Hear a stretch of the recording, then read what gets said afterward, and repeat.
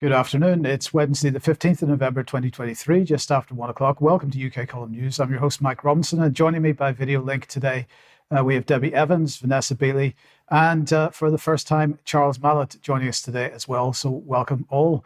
We're going to get straight on with the Supreme Court decision on the Rwanda situation. Now, of course, this is the British government wanting to remove asylum seekers in the UK to Rwanda under certain circumstances. This has been through a long, drawn-out court case over the last couple of years, and the Supreme Court this morning unanimously dismisses the Home Secretary's appeal and upholds the Court of Appeal's conclusion that the Rwanda policy is unlawful.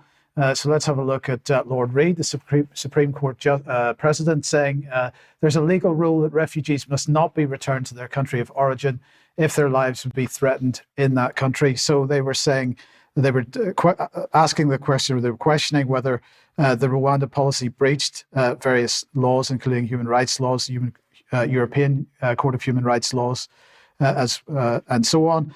If there were grounds to believe that asylum seekers were at risk of what they call refoulement, then they cannot be sent to Rwanda, said Lord Reid. And he said that Rwanda had a poor human rights record. He said that Rwanda's 100% rate of rejection of asylum claims from countries in known conflict zones, for example, in Syria or Yemen or Afghanistan, that basically ruled them out. And he also mentioned the apparent misunderstanding of obligations under the Refugee Convention on behalf of Rwanda as well.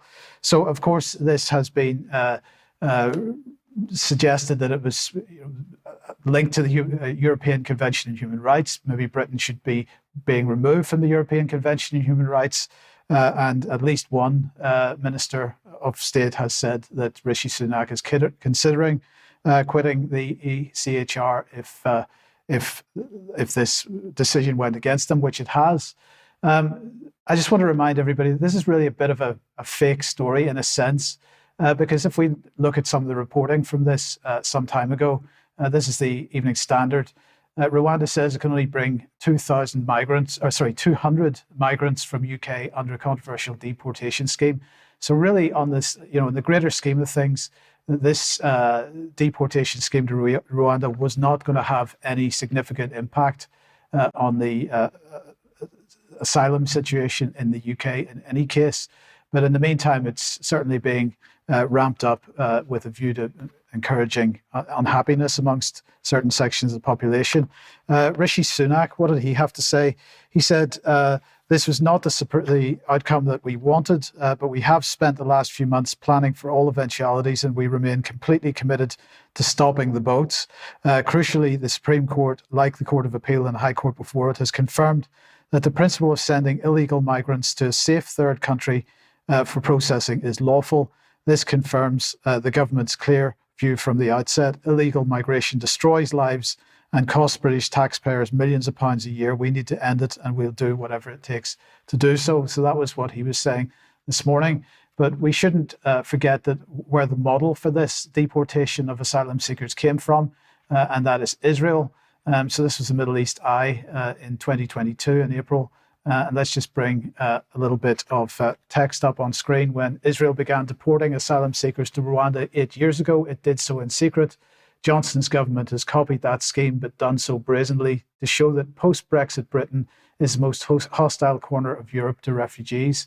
That's what Middle East Eye had to say about it. But of course, this, we should make the point, has got nothing to do with Brexit, because the European Convention on Human Rights has got nothing to do with the European Union. So anyway, we'll have more on this on Friday, I have no doubt. Let's move on. And Debi, what have you got for us? Good afternoon. Yes, well, I would just like to remind viewers of an article that Brian Gerrish brought up on the UK Column News back in 2015. And it was all about prevent duty and is Britain a Stasi state? And it's a subject we want to explore more. So we've brought back our original series of No Smoke Without Fire. And we're going to be shortly recording an interview. And this time we're going to be looking at the prevent guidance, the prevent policy. What does this mean? How does it impact every single one of us, or could impact every single one of us? could we have somebody knocking at the door? What does prevent have to do with terrorism? And it was very timely that when I was researching it, I went and found a David Cameron clip from 2015, which I thought the days that we're living in today was very timely. Let's have a look. Wherever we're from, whatever our background, whatever our religion, there are things we share together. We're all British. We respect democracy and the rule of law. We believe in freedom of speech, freedom of the press, freedom of worship, equal rights regardless of race, sex, sexuality, or faith. We believe in respecting different faiths, but also expecting those faiths to support the British way of life. These are British values, and are underpinned by distinct British institutions. Our freedom comes from our parliamentary democracy. The rule of law exists because of our independent judiciary. This is the home that we're building together, whether you're Muslim, Hindu, Jewish, Christian, or Sikh. Whether you were born here or born abroad, we can all feel part of this country, and we must now all come together and stand up for our values with confidence and with pride. We should challenge the ludicrous conspiracy theories of the extremists. The world is not conspiring against Islam. The security services aren't behind terrorist attacks. Our new prevent duty for schools is not about criminalising or spying on Muslim children. This is paranoia in the extreme. In fact, that duty will empower parents and teachers to protect children from all forms of extremism, whether Islamist extremism or neo-Nazi extremism. We should challenge together the conspiracy theories about our Muslim communities too, and I know how much pain these can cause.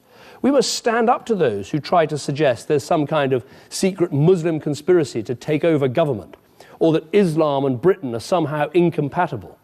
People who say these things are trying to undermine our shared values and make Muslims feel like they don't belong here, and we must not let these conspiracy theorists win. This is a group that throws people off buildings, that burns them alive. And as Channel 4's documentary last week showed, its men rape underage girls and stone innocent women to death. This isn't a pioneering movement. It is a vicious, brutal, and fundamentally abhorrent existence. And here's my message to any young person here in Britain thinking of going out there. You won't be some valued member of a movement. You are cannon fodder for them. They will use you. If you're a boy, they will brainwash you, strap bombs to your body and blow you up. If you are a girl, they will enslave and abuse you. That is the sick and brutal reality of ISIL.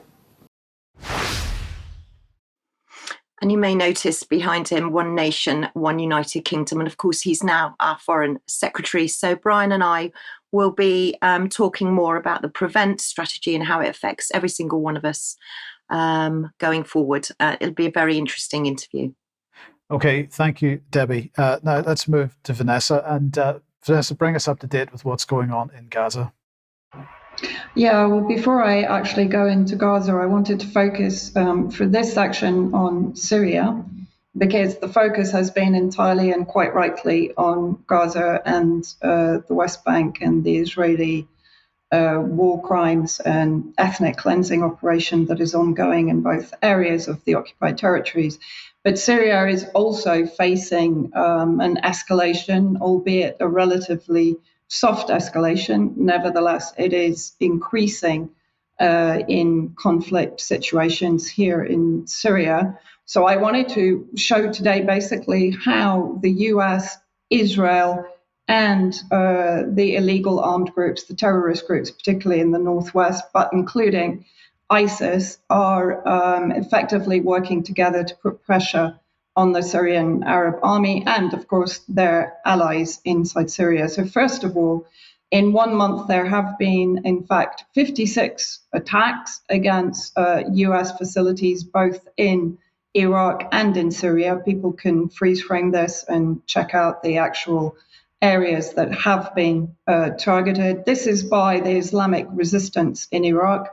But there is a new organization now on the scene for the last 3 days called SWAT, Jazeera Arabia, which suggests that it's coming from sort of the Gulf states areas, and that has been taken responsibility for firing missiles and drones into the occupied territories, including into Eilat.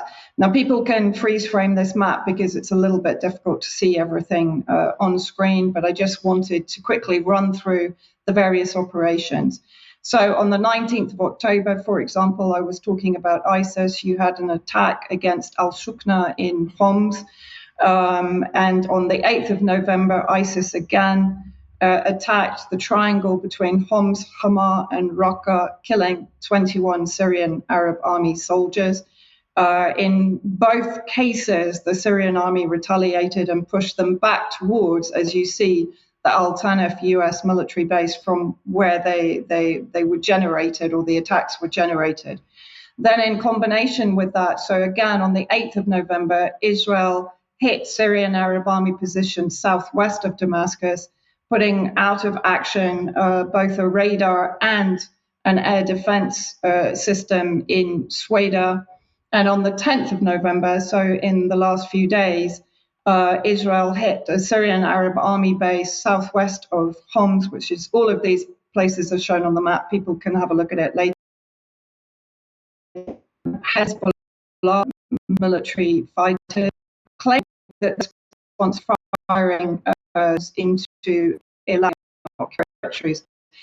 No one has actually taken response for that attack.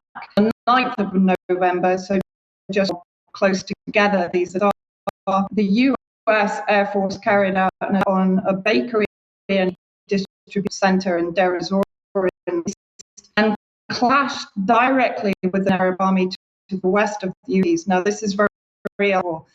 This is the first time, or a very long time, aware of direct clashes that lasted for longer than 2 hours.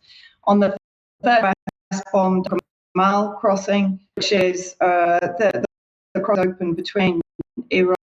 Right, Vanessa, sorry to interrupt you. Look, your audio is breaking up extremely badly, and we're not getting a lot of this. So look, Okay. why don't you try to reconnect, and we'll come back to this in a second. Let me move on. I want to move on to the criminal justice bill here, and this, of course, has now been submitted for its first reading in the House of Commons yesterday. So the criminal justice bill, a bill to amend the criminal law to make provision about criminal justice, including the powers and duties of the police, about dealing with offenders, to make provision about the confiscation and use of monies in suspended accounts, and so on. You can see that on screen at the moment. But I wanted to highlight a couple of key parts to this. First of all, let's have a look at this. They are going to make sentences longer for the most dangerous criminals, including by making rapists serve every day of their sentence behind bars. And people would say on the face of it, that's a very good thing. But equally, this bill will establish powers to transfer prisoners in and out of England and Wales to serve their sentences abroad. Now, we are in the situation at the moment where we have already a vastly overpopulated prison estate. There are some very large prisons being built at the moment. But nonetheless, it's not clear at this point what the mechanism would be for people to be removed from the UK in order to serve their sentences abroad. It's not clear which countries would receive them, and so on. And I think that's a pretty dangerous development when we start to see people being pushed out of the country into other prison regimes abroad under those circumstances. Let's move on. They say that they are going to give the police the powers they need to tackle theft by creating a new power to enter a premises without a warrant, to search for and seize stolen goods, such as phones located using GPS tracking technology. Now, of course, they'll always use a particular scenario in order to justify what it is they're doing. But I'm going to ask Charles for comment on this in a second. And then they go on to say, give the police greater access to the driver and vehicle licensing agency database to identify criminals. So, Charles, let me welcome you to the program here. Now, you're a former police officer yourself. What are your thoughts on the removal of the judicial process in the sense of getting a warrant to enter premises? Thanks, Mike, and good afternoon. I would describe it as being the thin end of the wedge, but I think we're quite far past that stage already. And specifically with powers of entry, I think it's one of those things that people probably don't understand as well they should. First of all, what is set out in law already, but also the degree to which that may be massaged or manipulated by police exercising the powers.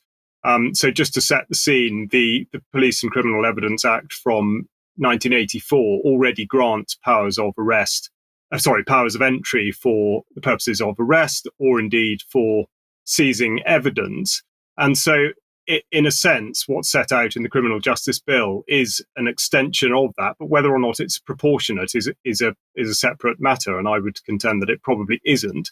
Also, it creates a massive administrative burden. It's overcomplicating existing powers and just gives police yet more things to have to deal with. Obviously, it's always championed by the legislators as creating more offences. But when you stop and think about that, the effect of having more offences is more confusion and more ways in which people may be trapped by an already completely over-encumbered and unwieldy system.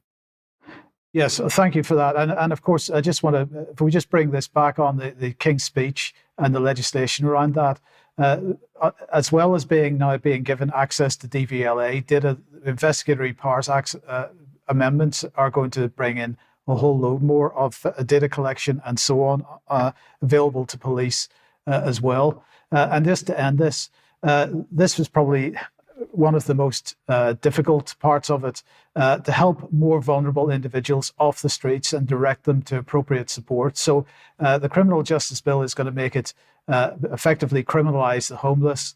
We've already seen this in London in the last few days, when 10 tents were removed from the streets, including all the possessions owned by what few possessions they did own by the homeless people involved, removed by the police, not because they were breaking any law, but because the police got a phone call from University College London hospitals, who on their Twitter feed say that they want to be treated with kindness. They weren't particularly treating those people with kindness, it has to be said. So I think we're going to have to keep an eye on this legislation. This is another piece of legislation that really people should be getting organised against. And I would just encourage everybody to do that. Vanessa, hopefully we have you back now. So let's just come back to the map. Okay, I don't know how much you missed. Can you hear me okay now? Yes, if you start breaking up. Yes, no, we can hear you perfectly now. So if you start from this map again, okay. So you'd covered the ISIS attacks in Homs and the other ISIS attack, and you'd said that they were coming back, they'd been beaten back by the Syrian military back to Al Tanif, and you talked about what was going on just south of Damascus and also in Sweda. So we were just coming on to the other stuff. Okay, so I talked about the Israeli attacks in the south against Syrian Arab Army positions, and then you've had the US basically bombing positions to the east of Deir ez-Zor, hitting aid distribution centers and bakeries, but also the Al-Bukamal crossing, which is essential to Syria to bring in humanitarian relief from Iran through Iraq and into Syria. And there they also, out of operation, a PMU, the resistance that were responsible for fighting ISIS in Iraq, they put a missile launcher action there. But here again, it's very interesting. We've then had the Syrian Arab Army launch 15 missiles against the occupation base and killed, killing 6 American soldiers. Now, again, this is a first. This is the first time that Syria has actively engaged with American occupation troops in the northeast. So does that signal the start of an escalated conflict directly between Syria and Arab Army? That's very potentially. And it's also given permission for Palestinian resistance factions in the south, in the Golan Syrian territory, to fire missiles on the occupied Israeli Golan territory. So we're seeing an interesting escalation. On the 13th of November, Pentagon identified US troops killed in military helicopter crash over the Mediterranean. We don't really have any details. The US is being very insistent on saying that it was an error, a technical fault, Mike, if you can just move on. Yes. All 5 were special operations aviation soldiers. Monday that the fatal crash happened during routine flight training on Friday.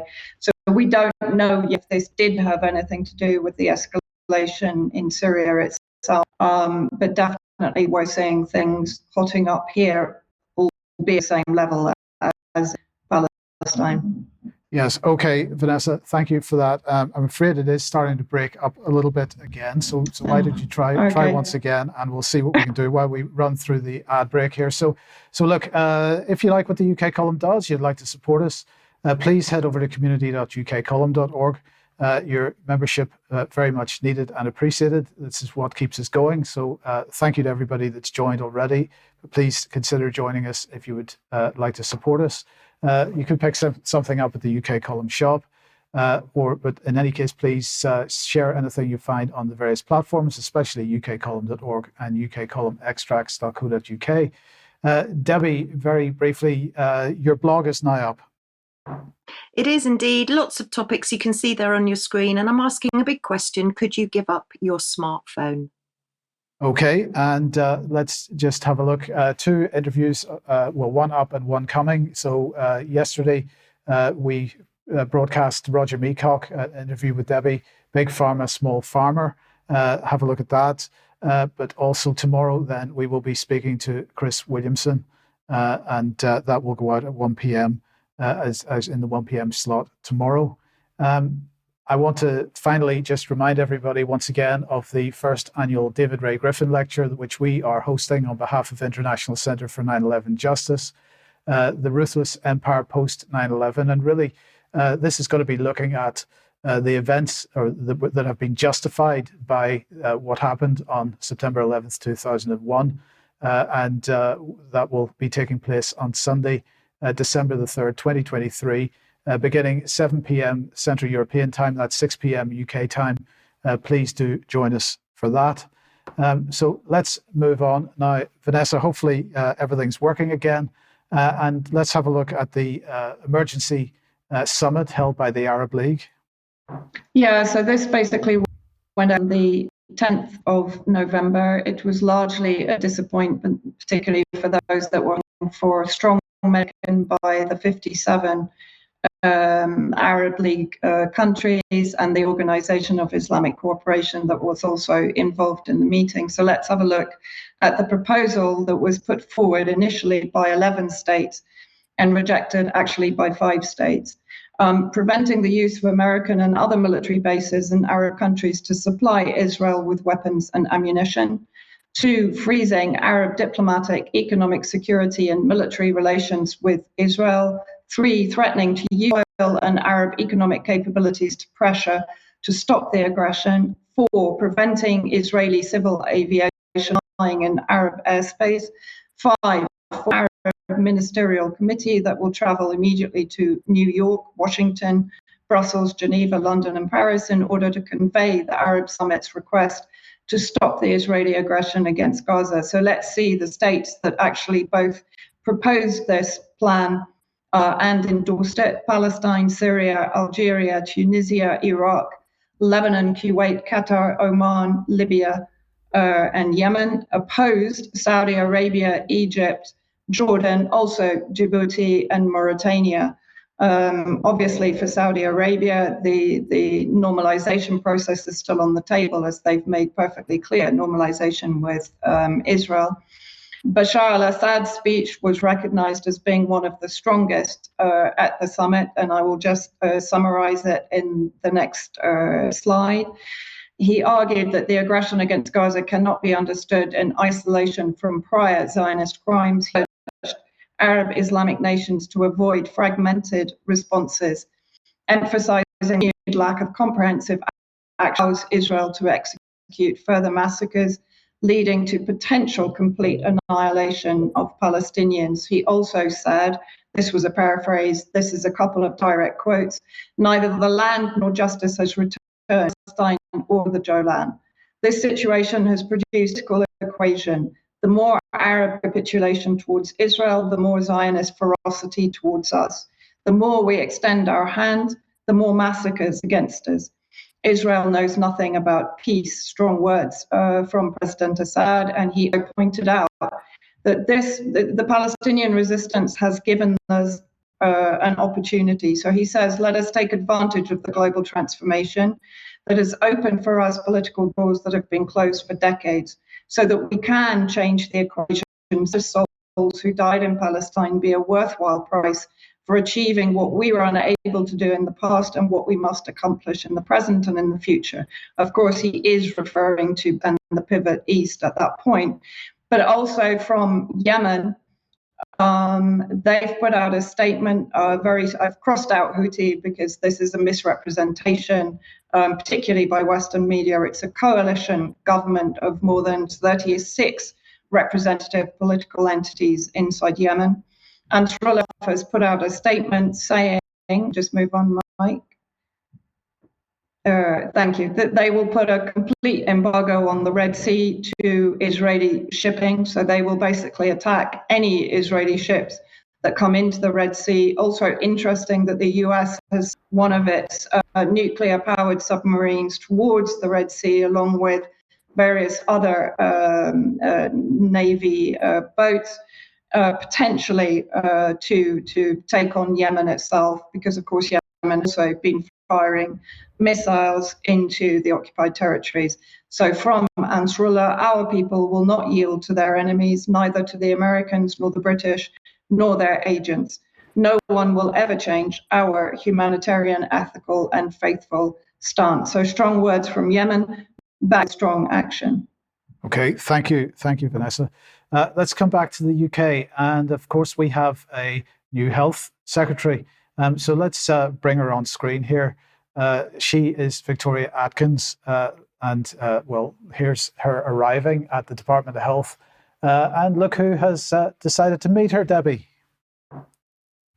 Oh, please, could you have done a spoiler warning before that? Professor Chris Whitty. So what's your thoughts on her? My thoughts, let's have a look at Victoria Atkins. So let me tell you a little bit about Victoria Atkins. So out goes the divisive solicitor, Steve Barclay, who was also CEO of Barclays Bank. And in comes Victoria Atkins, who is a barrister, and her area of expertise was fraud. But she was involved in a little bit of a controversy back in 2018 when she was working for the Home Office, because her husband was CEO of a company called British Sugar, which was licensed to produce legal cannabis in the UK. So she had to recuse herself from all of that. Her husband there, you can see Paul Kenwood. And it's ironic, really, because Victoria Atkins is also diabetic. She was diagnosed as diabetic. And her husband is literally into everything sugar related. So she can't really talk about sugar, and she can't really talk about cannabis either, because her husband was, and I say was, CEO of British Sugar. Because when I went to Companies House, and he is director of many, many companies, but when I went to look at British Sugar, I found that he'd resigned just very recently on the 4th of November. Now that in itself throws up a lot of questions as to what did they know and how long has this been planned. She's also very pro pharmaceutical interventions. She's very clued up on using pharmacies as safe space for domestic abusers, but she doesn't seem to be able to speak about sugar, although she lives off her husband's income, obviously, which is sugar. She can't speak about cannabis because her husband was producing legal cannabis that was being used for children with epilepsy, so pharmaceuticals. And when she was asked a question about police, this might interest Charles, she got a little stumped on that as well. Let's look back and see or hear Victoria Atkins talking to LBC Radio. But you'll be aware of the number of police officers we have in the country at this time, won't you? Yes, I think. Well, I know in London it's around about 31,000 officers. Right, but the whole of the country, you'll be aware of the figure, won't you, Minister? It's. You're testing me, Nick. I'm so sorry. It's. I'm not going to hazard a guess. I'm just going to front up and say I'm so sorry that number's slipped my mind. You are I do a Home Office apologise. Minister. Wouldn't it be a good idea to have the figures? It would be, Nick. Okay. Thank you. It's 123,142. Oops. And do you trust her with your life in her hands? Personally, I don't. Yes, good question. Good question. Okay, thank you, Debbie. Charles, Debbie, over the last couple of months, has been talking about lithium and with respect to lithium-ion batteries and so on, and the various pressure for net zero. What have you got on this? She has. Thanks, Mike. Yes, lithium, never far from the news, but specifically what I'd like to deal with today is the extraction of it within the United Kingdom, according to the policy set out in the UK's critical minerals strategy, but specifically to do with the financing of it and the environmental concerns, which, as you say, Debbie has touched on. So it's something of an update, really, but particularly because there's yet another announcement of an uplift in funding made available. And as you say, specifically for the production and refinement of lithium for the manufacture of batteries for EVs, electric vehicles. So the question is, where is this money being channeled through? It's announced by government, but which organizations is it that are actually delivering this, and how are they doing that? So the first one of two that I'd like to look at is Advanced Propulsion Centre UK, APC UK. Very much has the appearance of a standalone corporate entity, but when you scratch behind the surface, you find that that's not quite the case. It declares that whilst they're dedicated to creating a net zero future, they collaborate with UK government to accelerate the industrialisation of technologies. Now, looking at their annual report 22 to 23, it's interesting to note that they received £6.2 million in government grants, as opposed to only generating £920,000 of their own cash, as it were. They dispensed 1.3 million in grants, and evidently it's the business to be in, because the staff of 44 spent £4.2 million on salary in year. So that's on average almost £100,000 each, despite the fact they're not actually generating very much of their own income. The next organisation to look at is the UK Infrastructure Bank. Again, has the appearance of a standalone entity. It's written up on the government website as being an arm's length body, which is an interesting description, particularly as the same paragraph describes it as being operationally independent. Now, that'll be something in light of the recent departure of the Home Secretary, Suella Braverman. That phrase will mean different things to different people now, I think. But it's one that guarantees its projects by what's called a sovereign infrastructure guarantee, which in actual fact turns out to be something that's backed by the Treasury. So the important point here is that whilst this looks like this is perhaps the injection of private equity, it's not. It's by and large the spending of public money on projects that the government is putting money into other organizations in order to have it spent, as it were. Now, it relies very much upon a fair wind. The government declare that funding from one competition alone could create or safeguard over 4,700 jobs and save nearly 65 million tonnes of carbon dioxide being emitted over the next decade. So there's a lot of conditionals going on there. In terms of what is really happening, I took a look at the report produced by the UK Infrastructure Bank, and interestingly, the first project that they stated they'd had involvement with was the upgrading of the Havant Thicket Reservoir, the first to be, in effect, dealt with since the late 80s, early 90s. And whilst they didn't declare it on their website, the inquiring local press organisation Havant Matters had found out that in actual fact the plan involved introducing 7.5 million litres of recycled effluent into the reservoir every day to be mixed with the spring water. So not quite the green project that the UK infrastructure bank is making it out to be. In terms of where the money that we're talking about is going in the immediate future, I've just taken a sample of the recipients, the grant recipients. One will be known to UK column viewers and listeners due to Debi's previous reporting on it, and that's Cornish Lithium, who are, I suppose, closest to the finish line, being involved in the business of actually extracting the lithium, which they're almost ready to do, apparently. There's then Green Lithium, who are refining, or at least have the capability to refine up in Teesside, then Geothermal Engineering, also in Cornwall, and Ilika Technologies, who interestingly refer not just to transportation, but also healthcare. So I think Debi will have an opinion on exactly what that's about. So to take Cornish Lithium, which, as I say, is closer to production than the others, they're at great pains to express their green credentials in their sustainability report. And they say that the manner in which they will conduct their activities is, in a sense, making them a greener outfit.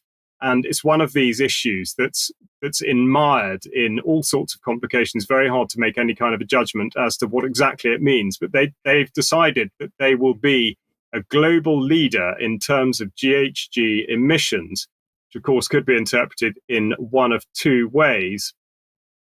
The next point to make is really that whilst they're ready to extract, you might be thinking that they would have conducted all the necessary assessments into the impact they're going to be making on the environment that they're operating in. That's not actually the case.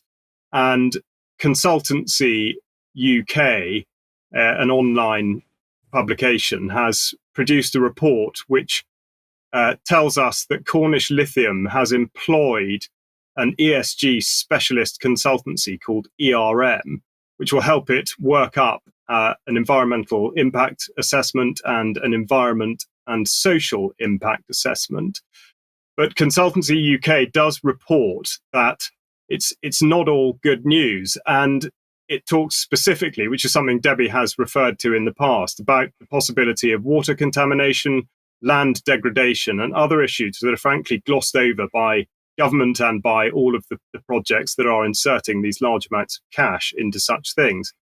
To quote, lithium mining produces around 1.3 million tons of carbon annually. They mean carbon dioxide, with every ton of mined lithium equating to 15 tons of carbon dioxide into the air. Now, context, of course, is important. So I've taken from the World Nuclear Association, that worldwide emissions of carbon dioxide from burning fossil fuels totals about 34 billion tons per year. So clearly there is an enormous disparity between the two. But of course, with lithium being only at the front end of its production cycle, it's impossible to dismiss that as being an irrelevant statistic. So the environmental credentials are difficult to align with perhaps the logic that is being set out to underpin the government funding, which, as I say, of course, is with public money. I was interested to know what the view was in the climate lobbyist area. So I got in touch with Just Stop Oil and Extinction Rebellion in order to ask them what their view on this matter was, in a sense, putting forward the position that the mining of lithium is a good thing because it reduces carbon dioxide, and yet there is, of course, a substantial environmental impact of the process itself. Just Stop Oil, I'm afraid, didn't get back to me, and the press officer from Extinction Rebellion, somewhat to my surprise, confirmed that Extinction Rebellion does not hold a movement-wide position on this. So that's as far as I went with the sort of activist side of it. And by way of wrapping up, or at least tying in the areas of money and environment, or indeed the involvement of the end user, who after all will be us, is the delivery of the technology and how effective is it. So the example I would cite is something that's coming more into the public domain now, which is the complication over insurance of EVs, electric vehicles. And I've got a slide here from an American publication, Motor Biscuit, but really just because it illustrates the point. And it says, minor EV battery damage in accident, insurance company will total car. And what this means is that it appears that the vast majority of batteries in EVs are very, very susceptible to damage. And the slightest bit of damage will result in the battery having to be replaced, which of course is at huge cost. A top-end Tesla battery costs well over £10,000, and even those of vehicles that are less high up the sort of range still have a very high price tag attached to them. And to quote from Fleet News, "We're buying electric cars for sustainability reasons," said Matthew Avery, research director at automotive risk intelligence company Thatcham Research.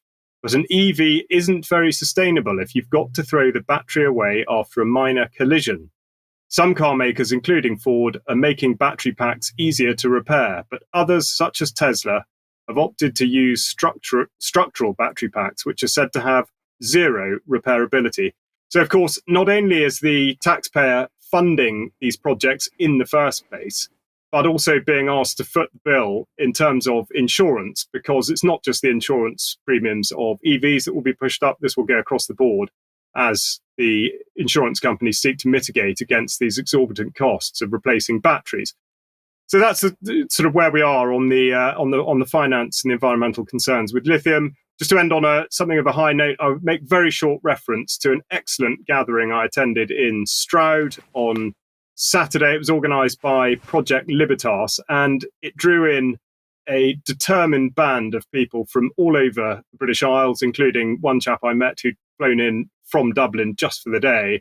Some very, very good, very detailed speakers. I will prepare a further piece on this with accompanying audio. But for UK column viewers and listeners, you'll be heartened to know that Sandy Adams was there. It was very, very well received. It was hosted in the old convent in Stroud, a great cavernous structure. And I must say, there was no sign of global warming in there. Thank you, Charles. Thank you very much. Well done. And Debi, let's come on to GB News and ARC. Yeah, I just want to say I've been joining a few dots here, and I want to look at how GB News seem to be having their fingers in a lot of pies. So we start off with the eye that we're reporting. I'm sure a lot of people have heard that Boris Johnson will now have his own show on GB News, and of course, Boris and Nigel Farage equal Trump.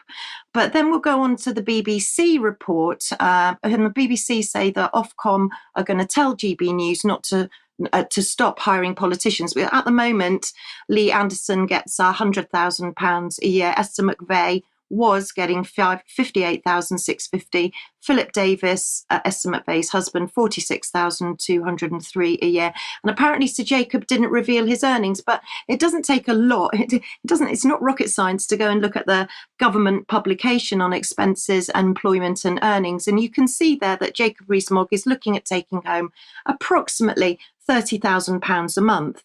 So let's look at Esther McVeigh, because of course Esther has now been appointed to the cabinet and she's the Minister of Common Sense. And she's had to leave GB News, of course, as a result. But you might remember Esther's great speech that she made for the vaccine damage. You can still see her speech on YouTube, where she speaks on the vaccine damage payments bill on the 20th of October 2023. And of course, she supported Andrew Bridgen in his recent debate. And of course, she's now had to, as I say, come off GB News. She was hosting a morning news programme with her husband, Philip Davis, who's also an MP, and she was earning a pretty penny. So let's look at her earnings according to the government employment and earnings. And you can see there that she was earning a pretty penny too. So let's look at GB News, because they splash out a lot of cash, as you can see.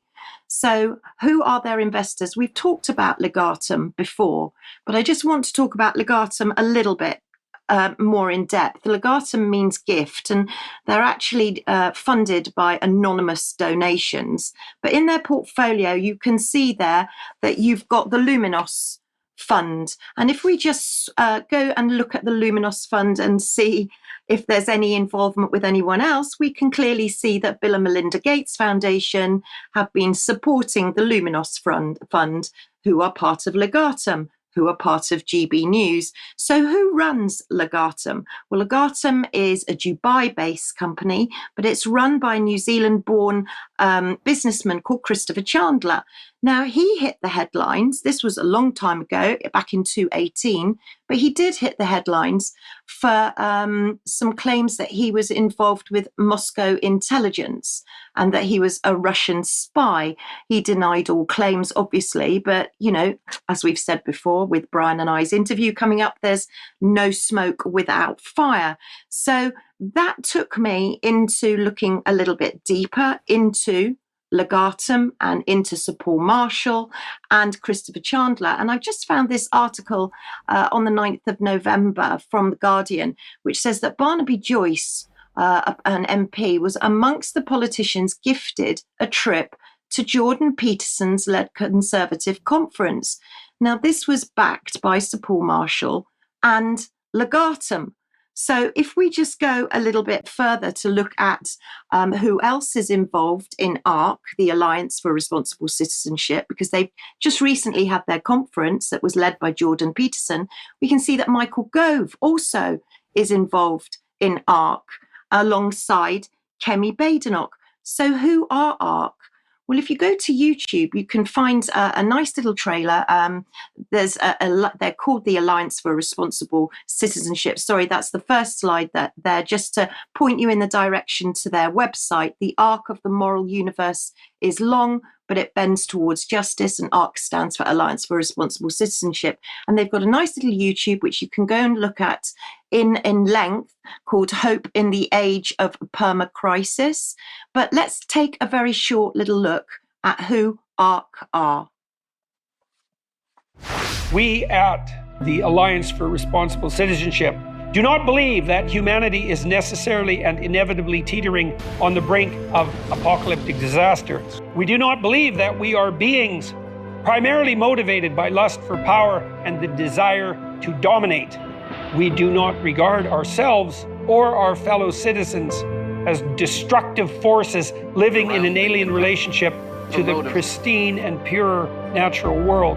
There are a series of narratives out there, these stories that we're telling ourselves, that are actually determining a lot of our global behavior. And you see your children coming home fearful about the future. There is an epidemic mental health crisis worldwide, in great part due to the breakdown of the social fabric and confusion over values, where economic prosperity, work, and materialism is prioritized over family. The breakdown of all of these social connections is related to a vision of the human being which sees the person as just a consumer, criticizing humans for being parasites on the world. We have the possibility of formulating a different vision of humans. The rejection of our traditional beliefs have not produced viable alternative narratives. We must reinvigorate our sense of citizenship. We must encourage one another to serve, to step up, to lead with courage wherever leadership is needed. The ARC network that I am a part of will seek to address these goals and more. ARC is emerging already as a wonderful community of people who are just full of hope for the way forward and want to bring in a different culture and a different vision for where we can go as a people. There is a greater narrative that we can all chime in on for the things that we all want together, which is human flourishing, human prosperity, human well-being, all moored to hope. We posit that men and women of faith and decisiveness, made in the image of God, can arrange their affairs with care and attention. Welcome aboard the ARC. Sounds great, right? So let's just have a quick look at some of their huge advisory board. So I've just picked out a few. So we've got Paul Marshall, GB News, ARC Schools, Alan McCormack, Legatum Partner, Chairman of GB News, Christopher Chandler, Founder of Legatum, Jordan Peterson, Clinical Psychologist. Then if we go to the next slide, you'll see Danny Kruger, MP, Miriam Cates, MP, Baroness Morrissey, Nims Obunga, who's a Deputy Lieutenant for King Charles, CEO of Peace Alliance, and also Tony Abbott, the 28th Prime Minister of Australia. So that's where GB News seem to be spreading their tentacles. Yes, okay. I think we'll have a lot more to say about that in extra. So thank you, Debbie. Let's go back to the Middle East. And Vanessa, the hospital attack by the Israelis, well, that was making the news this morning. What have you got? Yeah, so basically, can you hear me okay? Yes. Because the connection is not great. Okay. So this was a meme that was put out by Mint Press News yesterday that Israeli snipers had killed 4 patients and 2 nurses at the Al-Shifa hospital. Worth pointing out that Al-Shifa hospital was actually built, it was the first to be built in the Gaza Strip under the British mandate, so in 1946, even before the 1948 ethnic cleansing by the Zionists of the Palestinians. In the last 24 hours, Israeli snipers have shot inside Al-Shifa hospital, killing 2 nurses and 4 patients and a paraplegic man, according to Doctors Without Borders. The threat of snipers, according to Dr. Abu Silmeye, has prevented him and other hospitals patients and at least 1,000 placed individuals from leaving the facility. We've not been able to go to retrieve the dead bodies outside for fear of getting shot, he said. Look at, these are just some of the items that have been put out in the last 48 hours. Incubator babies have died because it's impossible to regulate temperatures for them. One paramedic who tried to reach the incubator section was sniped and killed. Hundreds of dead bodies are lying around the hospital and snipers are preventing burial. There's no food or water in the hospital. It's under full steam. The ICU unit is full of patients without power. Oxygen and dialysis units are not functioning. 3,000 patients are thought to be inside the hospital. 15,000 displaced refugees, both inside and outside. Doctors are isolated in their sections. They're not able to cross from one section to another.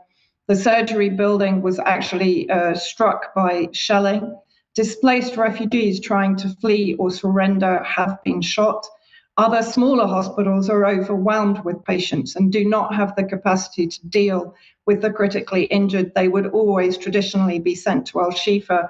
And a more recent today, just before I came on, report from Euromed Monitor that the Israeli forces have now Shifa hospital. They've turned it into a military barrack and detention center, and there is spread abuse of civilians, refugees, medical staff, and doctors ongoing. At the same time, of course, we're seeing the familiar propaganda that's been circulated, particularly from Israeli and Western media, that is now again being walked back. The IOF itself has now put out a statement saying that there were no weapons and there were no hostages in the tunnels associated with Shifa Hospital. And I want to focus here on President Herzog. He's put out, you remember the claim that Hamas had instructions on chemical weapons. That was his previous claim. And now in an interview with the BBC, he revealed that a children's room in a civilian home in the Gaza Strip was used as a Hamas terror base, in which, guess what, an Arabic copy of Hitler's book, Mein Kampf, somebody did a very nice image of Colin Powell holding up Mein Kampf in Arabic there to demonstrate what we think of Herzog's claims. And then he threatened yet again, and this is a familiar pattern, in an interview with The Nation, he basically threatened the EU and the UK with ISIS, of course, knowing full well that Israel has been funding and supporting and providing arms and hospital treatment for both ISIS and Al-Qaeda inside Syria. So let's hear what he says to The Nation, and then followed by a little animated movie made by an Israeli outreach source showing you what will happen if you don't support Israel and how dare you complain about the genocide that's ongoing in Palestine. So let's just roll the video.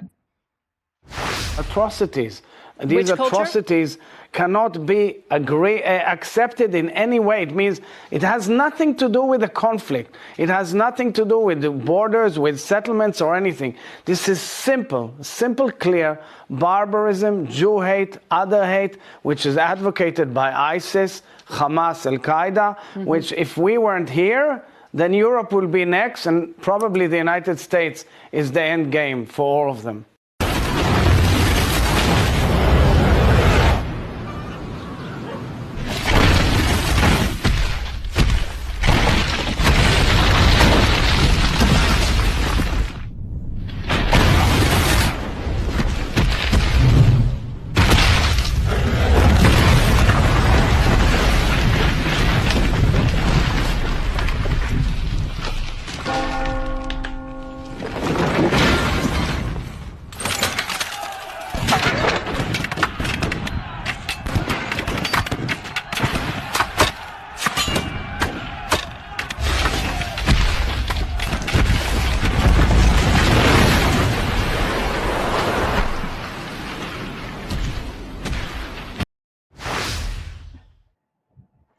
But anyway, we needn't fear, because war criminal Tony Blair may be appointed as humanitarian coordinator in Gaza. I didn't produce it, it was produced by Al Mayadeen, but I thought it was quite apt.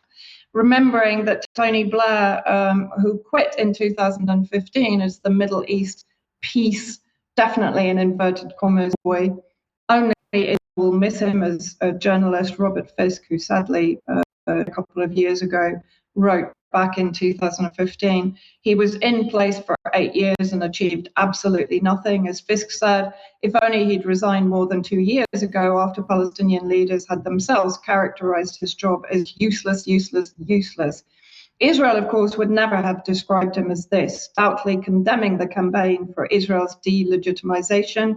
Blair talked about this as a form of bias, which was an affront to humanity, a choice of words he never used about the massive civilian casualties inflicted by Israel on the Palestinians of Gaza. And the last video that I just wanted to show was put out by The Cradle.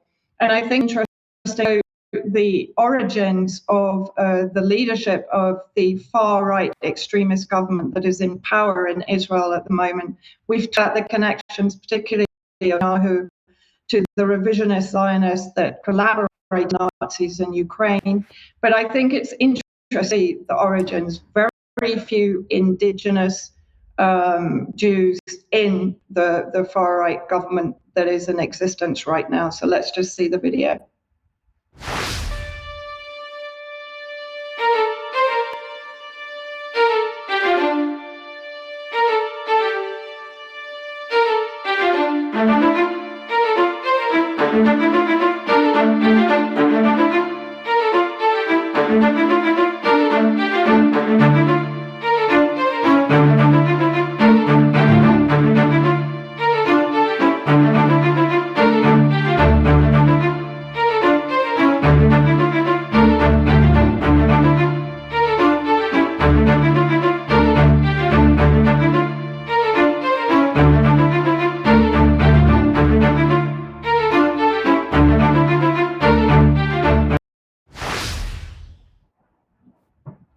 I mean, I just find that very interesting in the light of what's happening in the Ukraine, and the fact that the IOF has been not only fighting in Ukraine, but active in the regime change operation coup in 2014. Interesting. Okay, thank you, Vanessa. Thank you for that. Now, Debi, let's end then with some health news. Yeah, well, actually, before we come to the health news, although I did want to know why this had happened, I was watching the news when there was no communication between Gaza and the WHO, the United Nations, and emergency agencies. So I wrote to the BBC, to Tim Davie, Freedom of Information, to ask him how come his reporter, Rashid Abdullouf, was actually managing to report from Gaza when there was apparently no communication at all. I wrote the Freedom of Information there, you can see, and I've received a reply. And the reply basically, in short, says that my request falls outside of the scope of the BBC. of the freedom of information. So they're not able to give me the information. They don't need to give me the information. And actually, there's no right for appeal. So the letter ended. I mean, please go and you can read the whole thing there, but basically I was refused. And it says here, the BBC does not offer an internal review. So if I want to challenge this, I have to go straight to the Information Commissioner's office. Jumping on then to the MHRA, I'd like to say thank you to Russell, one of our amazing viewers, who I'm actually going to have some more contact with, who sent me this from the MHRA in a blog. They're hiring some inspectors for the compliance team for good pharmacovigilance practice. But you know what? No previous experience is needed in a variety of backgrounds. If you fancy applying, maybe I will, maybe I should. Anyone can apply. So it's a free-for-all. Very concerning considering its pharmacovigilance. And then last week, there was a front page article in the Telegraph, and I took a screenshot of the copy I bought, AZ to be sued over defective vaccine. This was talking a lot about the vaccine injured and those that are bereaved that were taking legal action. But thank you to Cheryl for letting me know that all around social media, the MHRA apparently had phoned the Telegraph to threaten them, to soften the news, otherwise they would be banned from press briefings and press notices. I was very alarmed at this, so I thought, who better to ask than Dame June Rain? So I've written a freedom of information to the MHRA to ask if this actually happened, if a member of the MHRA did phone the Telegraph threatening them. If so, who was it and what was softening the news? And I'm very pleased to say that Dame June, who I did write it to her directly, has obviously passed it on, and I've received a reply to say that my freedom of information is being looked at. So thank you very much for that. And also thank you to Linda, another one of our viewers, who got a reply from her MP following the Andrew Bridgen debate. Dr. James Davis, who's a medical doctor, he says that he's accepted all his COVID vaccines happily. He's only talks about mild temporary side effects, and in fact, he's just boosted. But more concerningly, he says, I'm afraid I thoroughly disapprove of some of the ill-informed comments Andrew Bridgen has made. And as a doctor, if I were to spread similar misinformation, I would rightly be at risk of losing my GMC license. It is not right to promote conspiracy theories about the vaccine, and I would not attend such a debate. So thank you very much, Dr. James Davis, for that. Anybody else that's his constituent might like to write to him. Chris Whitty, I have been keeping my eyes on Chris Whitty, although I didn't see him go greet Victoria Atkins through the revolving door. And it is a literal revolving door at the Department of Health. I worked there for many years. But Chris Whitty has just produced his annual report 2023. And basically what he's saying is it's quality over quantity when it comes to aging. And his whole report is about aging. And I've just taken one screenshot from a graph that he's put into his report, which shows the UK in 2021 and the UK in 2043. And as you can see, the darker bluer it gets, the higher percentage of population aged 75 and over. So you can see where this is going, can't you? And my last bit on this segment is Palantir, and Ben has spoken about Palantir, as have I, who want to take over our NHS data for the NHS Federation data platform. Apparently Digital Health have just announced that they are to be named as the winner of this contract, which is extremely concerning. However, a group of doctors are not impressed, and they've urged ministers to rethink the plan to hand. This is a £480 million deal. And we mustn't forget that Palantir was funded by Peter Thiel, who is also a Donald Trump donor. The web gets even deeper. But just to take a little segment of the letters that the doctors have written. You can see there on the screen there, doctors call for pause in NHS federated data platform contract. And they said basically there was a very poor pilot. They didn't think that it was safe. And indeed, our data could get sold on. So more to come from Palantir. I've highlighted all the relevant bits in red. Well, it's all relevant, but particular bits, but the letter is much longer. So please go online to see that letter, because potentially Palantir this will affect each and every one of us, and where does our data go? Where? Very good questions. We'll probably have more on that on Friday as well. I want to say thank you very much to Debi, Charles, and Vanessa for helping with the news today. We will be back in a few minutes for some extra if you're a UK Column member, but otherwise we'll see you at 1 p.m. as usual on Friday. Thanks for joining us. Bye-bye.